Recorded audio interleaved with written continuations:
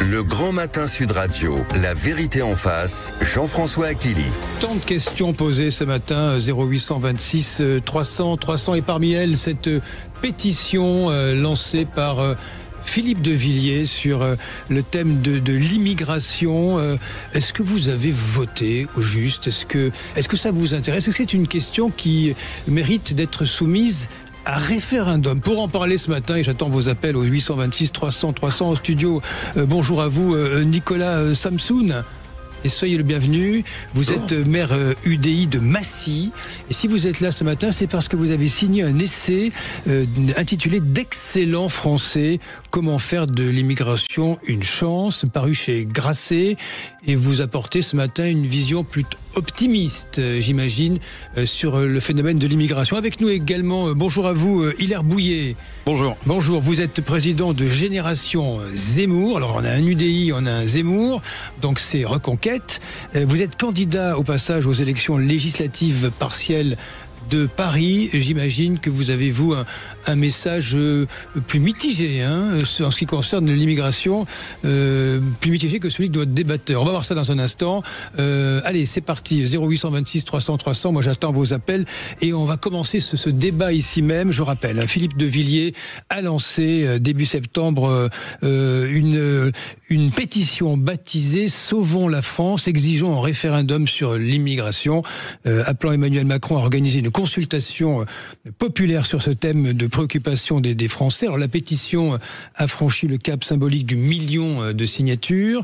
Philippe de Villiers utilise un discours marqué, il faut le dire. Il évoque un changement de peuplement, une créolisation, la France comme territoire de barbaricum et lie immigration et insécurité. Plusieurs personnalités de droite et souverainistes soutiennent ou signent la pétition. C'est le cas de Laurent Wauquiez chez les Républicains, le député et président du groupe à l'Assemblée nationale LR.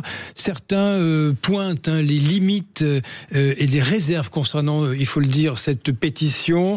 La vérification des signatures est relativement faible, nom, prénom, email, pas d'identité formelle, ce qui soulève la question de la fiabilité du chiffre. Mais on va dire que sur la masse, tout de même, vu quand même ça dépasse le million, il y a quand même des tendances qui se dégagent. Je vous rappelle quand même qu'un sondage digne de ce nom se fait sur un échantillon d'1 millier de personnes.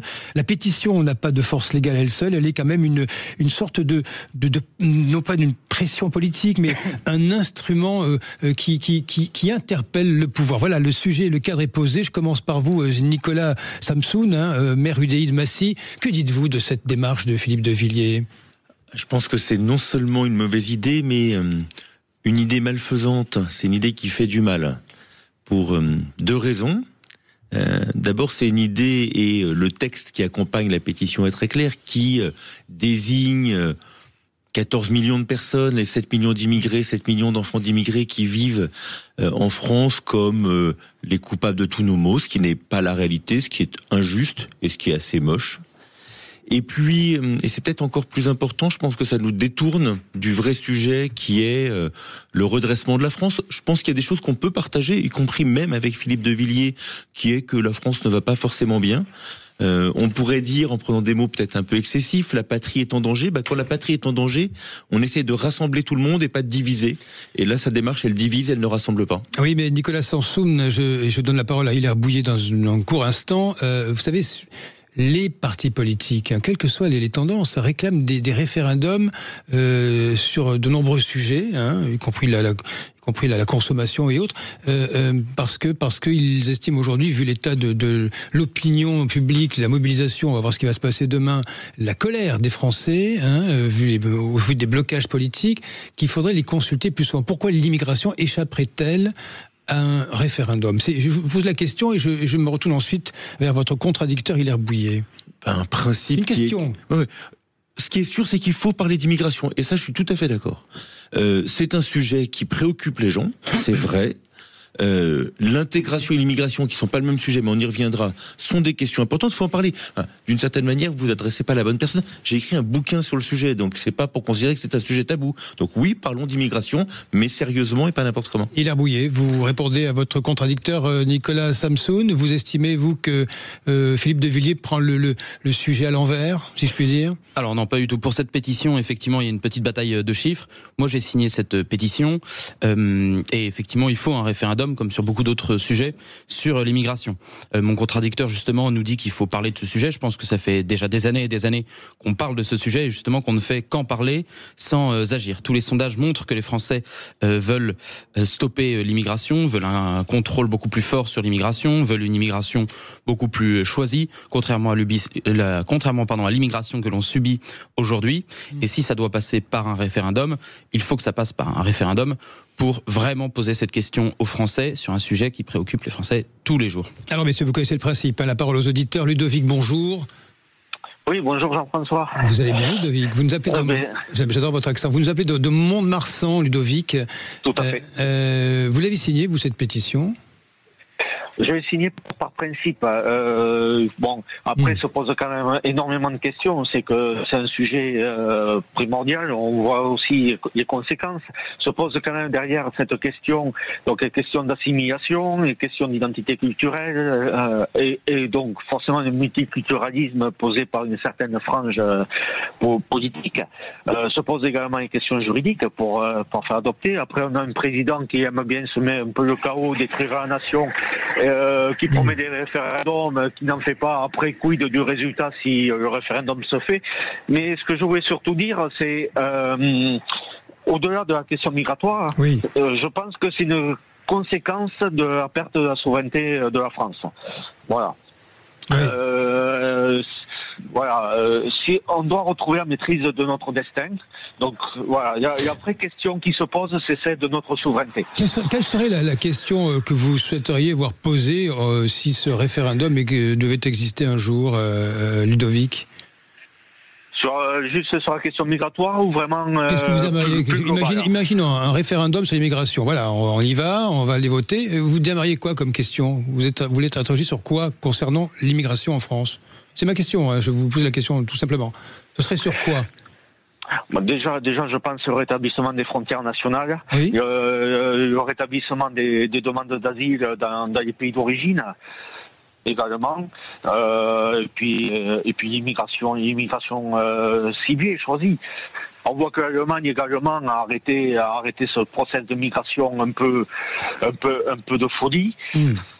Donc immigration choisie en fonction des, vous savez ce qu'on appelle les métiers en tension. Hein, donc choisir ce que tu fais au Canada, c'était le cœur de la campagne Sarkozy de 2007. Hein, l'immigration choisie à la canadienne. Hein. Donc Ludovic, favorable donc au référendum et que nous puissions en débattre. Hein, j'imagine au niveau national. C'est votre message ce matin. Merci Ludovic, bien compris c'est un plaisir et partagé là-dessus. On l'entend Nicolas Samsoun, ce que dit Ludovic, il y a un besoin d'expression quand même sur ce sujet qui est un sujet. Alors je précise, hein, dans les enquêtes d'opinion, les toutes dernières qui sortent chez Ipsos et chez les autres, hein, chez IFOP et tous les grands instituts, l'immigration n'est pas en tête des préoccupations, mais c'est dans le top 5. Hein. Je l'ai dit en français, hein, pas top 5, top 5 des préoccupations. Donc c'est un sujet qui est haut placé dans l'esprit des Français. Vous avez entendu Ludovic, il y a un désir d'expression là-dessus. D'abord, oui, il faut en parler, je suis d'accord, aucun débat là-dessus. Deuxième chose, c'est très intéressant ce que dit Ludovic, car il parle d'immigration et tout de suite il enchaîne sur un sujet beaucoup plus large qui est la question de l'intégration. Je pense qu'il faut bien distinguer ces deux sujets. Il y a une réalité, en France, 14 millions de personnes, 7 millions d'immigrés, 7 millions d'enfants d'immigrés, on peut dire qu'ils forment la diversité. Plus compliqué que ça, mais pour faire simple. Et il y a un sujet de flux migratoire qui représente un peu moins de 300 000 personnes par an. On ne faut pas qu'on mélange ces deux sujets. C'est très intéressant quand il évoque la question de l'immigration choisie, et ce que vous citez par Sarkozy, le choix qui a été fait par Nicolas Sarkozy sur l'immigration choisie est le choix qui a le plus augmenté les flux migratoires. Nicolas Sarkozy a fait passer les flux migratoires d'à peu près 200 000 à 300 000 personnes par an, en disant il faut davantage d'immigration de travail que ce qu'il y avait avant. Intéressant. Hilaire Bouillet. Alors moi je souscris tout à fait avec tout ce que dit Ludovic, c'est du bon sens. Pour revenir sur tout ça, ce que monsieur nous parle d'intégration. Alors moi j'aimerais plutôt parler, d'assimilation. Et si on veut qu'il y ait une assimilation, qui est le plus beau cadeau qu'on puisse faire aux personnes qui viennent en France, on peut pas le faire avec un tel nombre et avec une telle submersion migratoire. Et pour revenir aussi sur ce que disait Ludovic et les questions que vous lui posiez sur quelles questions poser dans le référendum. Ça, oui, dans un instant, oui. Écoutez, moi je pense qu'il faut poser la question du droit du sol, je pense qu'il faut poser la question du regroupement familial, je pense qu'il faut poser la question des aides sociales non contributives, de pouvoir les réserver seulement aux nationaux. Et donc, moi je ne parle pas d'intégration, je parle d'assimilation. Et moi je pense que les Français veulent plus qu'un débat là-dessus. Parce qu'en fait, les débats, on les a à chaque campagne électorale, on les a depuis 30 ans sur l'immigration, et les Français commencent à être d'accord et extrêmement majoritairement sur le fait de réduire, de couper les flux migratoires. Allez, on va rentrer dans les thématiques que soulève ce grand débat autour de l'immigration avec nos deux invités. 0826 300 300, vous intervenez comme vous le faites tout le temps, c'est un vrai bonheur. À suivre La Vérité en face sur Sud Radio. Le Grand Matin Sud Radio, La Vérité en face. Jean-François Achille. 0826 300 300, La Vérité en face. Philippe de Villiers qui relance l'idée d'un référendum sur l'immigration en France avec cette pétition qui dépasse le million de signataires. Bonjour à vous, Luc. Bonjour Jean-François. Bonjour. Vous êtes en direct du Perreux sur Marne. Luc, avez-vous signé cette pétition ? Oui, je l'ai signé et je l'ai, relayé à pas mal d'amis qui ont les mêmes idées que moi, et même à ceux qui n'ont pas les mêmes idées que moi. C'est un sujet de débat entre vous. Pourquoi l'avez-vous signé, Luc ? Quelle est votre motivation ? Écoutez, ma motivation, elle n'est pas, basée sur les mauvais instincts que l'on pourrait nous imputer. Elle est tout simplement basée sur le fait que déjà je pense qu'il ne faut pas qu'on continue dans cette voie pour se retrouver dans la même situation que l'Angleterre, qui est une situation absolument surréaliste pour nous. Quand on pense que au Royaume-Uni, il se retrouve avec des tribunaux de la charia, des choses comme ça qui sont absolument, impensables pour nous. Et puis, tout simplement parce que nous n'importons pas, et ça c'est une réalité, on n'importe pas une population qui représente pour nous un intérêt quelconque. Vous voulez dire quoi, qu'il faudrait une immigration plutôt choisie, ciblée, du travail ? Oui, absolument. Les populations européennes travaillent. Les populations qui viennent, on le sait très bien. Je crois que les chiffres parlent. On a beaucoup d'immigrés du Maghreb et autres qui représentent une part importante des gens qui ne travaillent pas. Alors, à la limite, c'est même pas ça le problème. Le problème, moi, je vais vous parler franchement. Oui. Je suis extrêmement attaché à ma civilisation judéo-chrétienne, et je ne veux pas, je ne souhaite pas qu'elle soit délayée dans dans un tout mondial. Les pays sont ce qu'ils sont.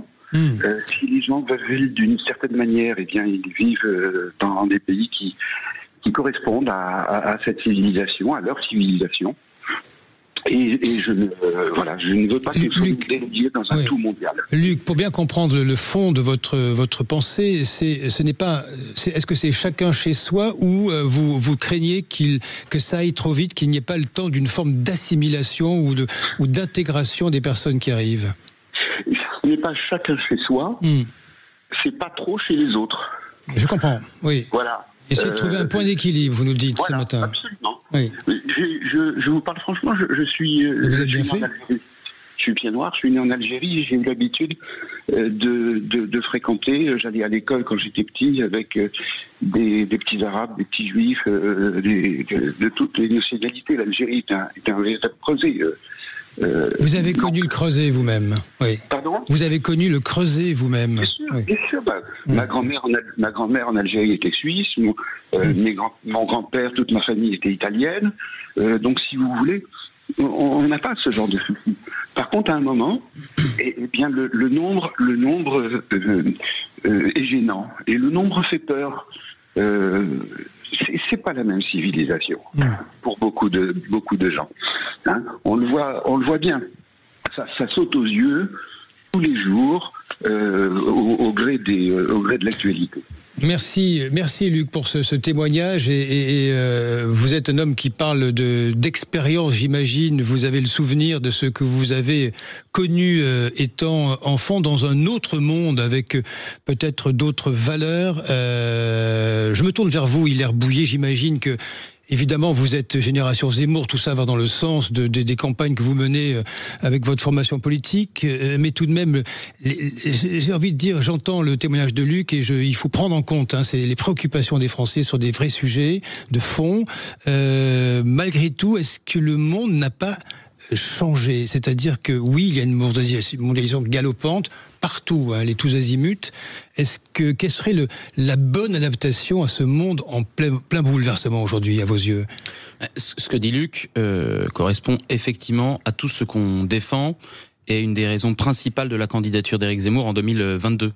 Un des leitmotifs de la candidature d'Éric Zemmour en 2022, c'est de faire que la France reste la France. C'est de faire que les personnes qui viennent d'ailleurs s'assimilent ou repartent. C'est de faire que, en effet, c'est de défendre, que les Français, oui, ont le droit de vouloir vivre sur la terre de leurs ancêtres sans être complètement remplacés. Ce que dit Luc, j'y souscris complètement.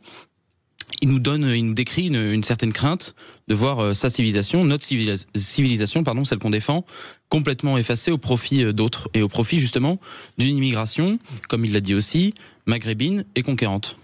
Nicolas Samsoutou, répondez à Hilaire Bouillet. Est-ce qu'il y a un risque aujourd'hui ? Vous savez, c'est le fameux terme extrêmement galvaudé de grand remplacement. Moi, il me déplaît ce terme parce que ça dit tout, ça ne dit rien en réalité. Est-ce qu'il n'y a pas un problème vous savez, on parle d'une immigration hors de contrôle. Dans cette terminologie, c'est nous n'avons pas le temps d'intégrer, d'assimiler les personnes qui arrivent. Est-ce que ce n'est pas là la difficulté aujourd'hui ? Les moyens qui sont mis à disposition pour essayer de faire en sorte que les personnes qui viennent épousent au fond les règles de la République. La laïcité, par exemple. Alors, c'est ça le problème. Deux questions précises que vous posez. Premièrement, grand remplacement. Moi, ce qui me gêne surtout dans l'expression, c'est que c'est faux. C'est factuellement faux. Dire que là, et les chiffres sont connus, il n'y a pas de tabou, rien n'est caché. Entre 2005 et 2021, le nombre de gens qui ne sont ni immigrés ni enfants d'immigrés en France, il a légèrement augmenté, il est en gros stable. Et effectivement, la dynamique d'augmentation de la population est liée à l'immigration. Ça, c'est les faits. Donc les faits, c'est remplacement, non, c'est faux. Il n'y a pas moins de gens qui ne sont ni immigrés ni enfants d'immigrés en France. C'est un mensonge. Dynamique démographique liée à l'immigration, ça c'est vrai. Donc il faut d'abord dire la vérité aux gens. Parlons vrai, c'est la formule de Sud Radio. Oui. Il faut dire la vérité. Donc grand remplacement, c'est un mensonge factuel. Oui, mais contraire aux faits. Les femmes françaises sont entre 1,3 et 1,4 enfants par femme, donc il y a un effet. Non, démographiquement, si, ça va être implacable. Regardez les chiffres de l'INED, le nombre de gens qui ne sont ni immigrés, ni enfants d'immigrés en France, ni immigrés, ni enfants d'immigrés, donc on compte bien, y compris de cet aspect-là, ce nombre-là augmente. Il n'y a pas de remplacement. Ce que vous dites est un mensonge qui cherche à faire peur. Donc première chose. Deuxième chose, il y a un vrai débat qui est la question effectivement de l'intégration. Oui, c'est pas facile. C'est un débat culturel important bien quand même. Sûr. Oui. Bien sûr que c'est pas facile. Bien sûr que c'est pas facile. Bien sûr qu'il faut s'en occuper. Moi, je ne pense pas que l'intégration se fasse juste comme ça par un claquement de doigts. Je pense que c'est typiquement le boulot des élus locaux et des maires, qu'il y a plein de choses localement qu'on peut faire pour l'école, pour le logement, pour faire que ça se passe bien. Et Nicolas Samson, est-ce que le problème, ce n'est pas dans le « il faut s'en occuper », c'est-à-dire les moyens alloués justement à tout ce phénomène, au traitement en fait de cette immigration qui est souvent une immigration parfois de masse, avec de la clandestinité qui s'impose à nous. Il est là le problème, c'est celui de l'intégration, et vous disiez, Hilaire Bouillet, de l'assimilation l'assimilation. Préférez cette terminologie. C'est pas une terminologie, c'est deux choses différentes, l'assimilation et l'intégration. Et nous, justement, on prône l'assimilation parce que l'intégration, pour nous, on constate, ne fonctionne pas. Pour vous, c'est un mi-chemin, l'intégration. C'est pas un constat, c'est une opinion. Comment ? C'est pas un constat, c'est une opinion. Oui. Vous avez le droit d'avoir cette opinion, mais vous pouvez dire qu'on constate que ça marche pas. Si, il suffit de le constater partout. Quand on regarde les chiffres de l'insécurité, quand on se balade dans certains quartiers, on voit très bien que ça ne marche pas. Oui. Quelle question ? J'aime beaucoup on se balade, parce qu'effectivement, quand on habite dans le 6e arrondissement de Paris et qu'on regarde les images de loin, on voit pas grand-chose. Moi qui vis sur le terrain, parce que moi je la vis la réalité dans une vraie ville populaire, et je peux vous dire que dans une vraie ville populaire, ça marche pas si mal. Je ne dis pas que tout va bien. Je ne dis pas que tout va bien. Vous allez me laisser finir si vous voulez bien être bien élevé. C'est vous qui m'avez coupé, cher monsieur, mais continuez. Je vais finir mes phrases. Allez-y. Donc, dans une ville populaire, il y a des réalités de l'immigration qui évidemment ne sont pas faciles. Oui. Et s'il s'agit de dire que ça marche imparfaitement, que tout va pas bien, oui, la vie c'est compliqué. Effectivement, dans la vie il y a des choses qui marchent pas bien. Mais globalement, il y a plein de gens qui vivent ensemble, qui sont heureux de vivre ensemble. Il y a plein de très belles choses. D'un mot, parce qu'il faut passer à la suite. Rapidement, répondez. On va poursuivre, de toute façon. Je fais de la politique, je suis engagé, et effectivement, j'ai la chance d'aller sur tout le territoire et de rencontrer des gens qui me feront remonter des problèmes dans tous les quartiers de Paris et dans tous les départements de France. 9h46, la vérité en face. C'est un débat qui est très clivant, comme on dit. Évidemment, 0826 300 300, vous nous appelez. À tout de suite pour la suite de la vérité en face. Le Grand Matin Sud Radio, la vérité en face. Jean-François Acquini. 0826 300 300, 9h50. Bonjour Samy. Je pense que Samy est en ligne, il nous entend en fait. Vous êtes Samy à Mitry en Seine-et-Marne. On va vous prendre dès que vous êtes au bout du fil. Messieurs, je me tourne vers vous. Nicolas Samsoun, maire UDI de Massy, et Hilaire Clinton, Hilaire Bouillet, président de Génération Zemmour. J'ai une question à vous poser ce matin. Il y a ces immigrés en situation de clandestinité qui travaillent. Qu'est-ce qu'on fait ? Ils sont de plus en plus nombreux, ils occupent des postes souvent que d'autres ne veulent pas occuper. Ils sont dans les cuisines, dans les livraisons, tardives souvent, dans des conditions épouvantables. Faut-il, oui ou non, régulariser ces personnes qui participent à l'effort national ? Hilaire Bouillet. Écoutez, déjà sur le mythe de... Les immigrés font tous les travaux difficiles dans les cuisines, dans la restauration. Ça marche bien à Paris ou peut-être à Massy dans les restaurants que fréquente monsieur. Mais quand on va en province et quand on fait un peu de politique de terrain et qu'on a la chance d'aller déjeuner et dîner ailleurs qu'en région parisienne, déjà c'est quand même beaucoup moins le cas. Ça existe quand même. Bien sûr. Oui. Ça, j'ai travaillé en restauration, je sais très bien que ça existe. Malheureusement, c'est une part minoritaire de l'immigration qui travaille. On a seulement 15% d'immigration de travail en France. Le taux de chômage des personnes issues de l'immigration en France est le double par rapport aux nationaux. Dites oui, non, régularisation des personnes qui travaillent, oui, non, quand ils sont dans la clandestinité mais qui travaillent. Écoutez, non, je pense qu'il faut faire au cas par cas. Mais des grandes régularisations de tout le monde, pas du tout. Je pense qu'on régularise beaucoup trop de monde déjà aujourd'hui. Là-dessus, Nicolas Samsoun, rapidement, on va rejoindre Samy qui nous attend au bout du fil. Oui, avec une condition, parce qu'il y en a une qui me paraît essentielle, c'est le respect des règles de notre pays, c'est-à-dire que quelqu'un qui a commis des actes de délinquance, celui-là, il ne faut pas le régulariser. Sinon, quelqu'un qui travaille, évidemment, et qui respecte les lois de la République, ce qui est l'immense majorité des gens dans cette situation qui travaillent, évidemment qu'il faut les régulariser. Et s'il y a un acte de délinquance, qu'est-ce qu'on en fait du coup ? S'il y a un acte de délinquance, effectivement, on l'expulse, ça j'ai pas de problème. Alors, ça dépend toujours de l'acte de délinquance. Donc vous êtes pour la remigration ? Non. Pas du tout. Mais alors, pas du tout. Vous dites n'importe quoi, comme souvent. Et le sujet, c'est justement... C'est marrant parce que vous dites au cas par cas. Moi, je veux le faire vraiment.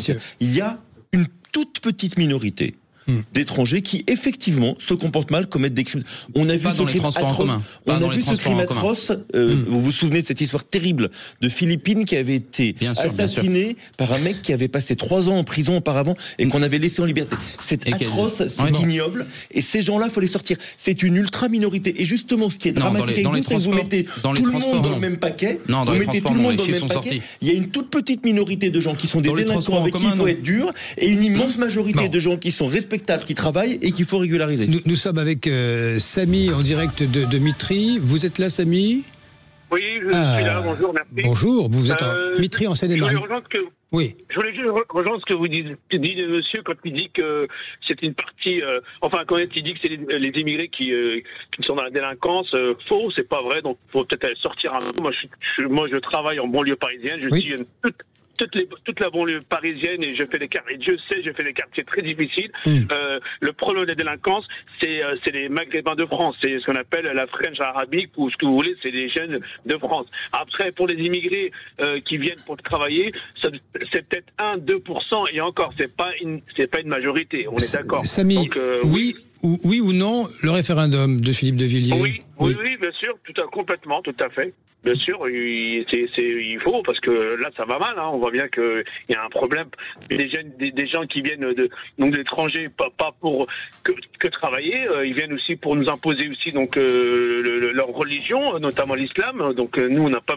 En France, la France est un pays judéo-chrétien. Je rejoins ce que disait tout à l'heure l'auditeur qui disait qu'il avait peur. Il a raison de s'inquiéter, parce que c'est vrai que en Angleterre, ils ont déjà un tribunal pour islamique, je crois.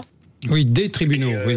Des tribunaux, pardon. Je pense qu'il y a un petit peu de temps de se réveiller, de faire un référendum pour sauver notre France, la France de liberté, la France où on peut tous travailler ensemble dans le respect et de sécurité, la France de sécurité, bien entendu. Et oui, je suis complètement d'accord. Merci Samy pour votre intervention qui est très claire. Depuis Mitry en Seine-et-Marne, messieurs, et le temps tourne, passe trop vite, il faudrait passer des heures à dialoguer, à discuter là-dessus, parce que c'est un sujet qui préoccupe les Français. On va conclure. Je commence par vous, Nicolas Samsoun. Je rappelle, vous êtes le maire UDI de Massif et vous avez signé cet essai d'excellent français. Comment faire de l'immigration une chance? D'un mot, il faut que le débat ait lieu. Il faut bien sûr continuer à parler et il faut dire la vérité sur l'immigration et sur l'intégration. Il faut dire, il y a une très belle formule utilisée par Hakim El Karoui pour parler de l'intégration, c'est échec criant, succès silencieux. C'est-à-dire qu'il y a bien sûr des difficultés dont on parle tout le temps et infiniment plus de succès dont on parle pas assez. Un chiffre simplement. Le grand débat d'aujourd'hui, c'est le numérique, l'intelligence artificielle. Les gens issus de l'immigration sont surreprésentés dans ces métiers. Et on a besoin d'eux pour réussir ce défi-là. Hilaire Bouillet. Alors, c'est la conclusion. Oui, je conclus en 2 phrases. Je vais juste rappeler quelques chiffres parce qu'apparemment c'est une immense minorité. Les étrangers représentent 89% des mises en cause dans les vols, dans les transports en commun d'Île-de-France et 80% dans la France entière. Donc on n'est pas du tout sur une minorité.